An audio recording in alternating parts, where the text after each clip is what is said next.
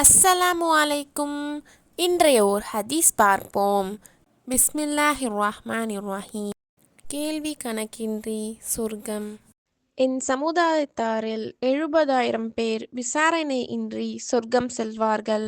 அவர்கள் யாரென்றால், ஓதி பார்க்க மாட்டார்கள், பறவை சகுனம் பார்க்க மாட்டார்கள், தம் இறைவனையே சார்ந்திருப்பார்கள் என்று நபி ஸல்லல்லாஹு அலைஹி வஸல்லம் அவர்கள் கூறினார்கள்.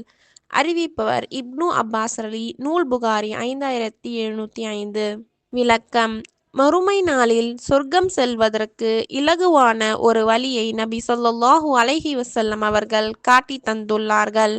ஓதி பார்க்காமலும் பறவை சகுனம் பார்க்காமலும் இருந்து இறைவன் மீதே முழு நம்பிக்கை வைத்து வாழ்ந்து வந்தால் நாம் கேள்வி கணக்கின்றி சொர்க்கம் செல்லலாம். அன்றைய காலத்தில் ஒரு காரியத்தை செய்வதற்கு முன்னர் பறவை சகுனம் பார்ப்பார்கள். பறவைகள் மீது நம்பிக்கை வைத்து இறைவனை மறுக்கும் செயலில் ஈடுபட்டதை போன்று இல்லாமல் முழுக்க முழுக்க இறைவன் மீது நம்பிக்கை வைத்தால் சொர்க்கத்தை இலகுவாக பெற்றிடலாம்.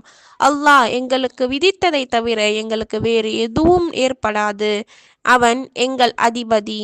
நம்பிக்கை கொண்டோர் அல்லாஹ்வையே சார்ந்திருக்க வேண்டும் என்று கூறுகிறார். அல் குர்ஆன் 9வது அத்தியாயம் 51வது வசனம் என்ற வசனமும் இந்த கருத்தையே தெரிவிக்கிறது.